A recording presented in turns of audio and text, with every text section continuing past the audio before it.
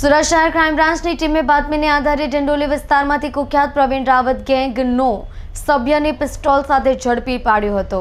આરોપી 3 મહિના પહેલા જ લાજપોર જેલમાંથી જામીન મુક્ત થયો હતો।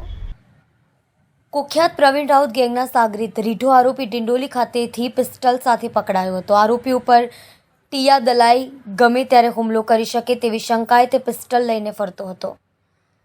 ક્રાઇમ બ્રાન્ચની ટીમે પેટ્રોલિંગ દરમિયાન પ્રવીણ રાવત ગેંગનો રીઢો આરોપી પ્રિન્સ રાજપૂત ડિંડોલી પ્રમુખ પાર્ક બ્રિજના નીચે પ્રિયંકાનગર સોસાયટી સામે ઊભા હોવાની બાતમીને આધારે ડિંડોલી પ્રિન્સ ઉર્ફે રવિ મહેન્દ્રસિંહ રાજપૂતને પકડી પાડ્યો હતો।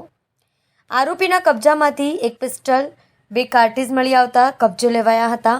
આરોપીની પૂછપરછ કરતા જાણવા મળ્યું હતું કે આરોપી લૂંટ વિથ મર્ડરના ગુનામાં જેલમાં હતો। દરમિયાન તેની મિત્રતા જેલમાં વિપલના મનીષભાઈ ટેલર સાથે થઈ હતી।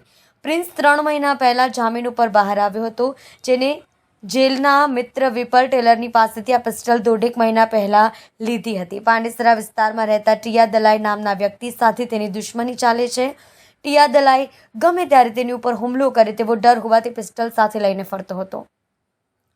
આરોપી વર્ષ 2007થી લૂંટ વિથ મર્ડર, લૂંટ, ધાડ, ખૂનની કોશિશ, ફાયરિંગ, આર્મ્સ એક્ટના ગંભીર પ્રકારના ગુનાઓમાં નાસ્તો ફરતો છે। આરોપી વર્ષ 2011થી પ્રવીણ રાવત ગેંગ સાથે સંકળાયેલો છે। આરોપી વર્ષ 2011થી 2023 સુધી લાજપોર જેલમાં ગંભીર પ્રકારના ગુનાઓમાં કેદમાં હતો।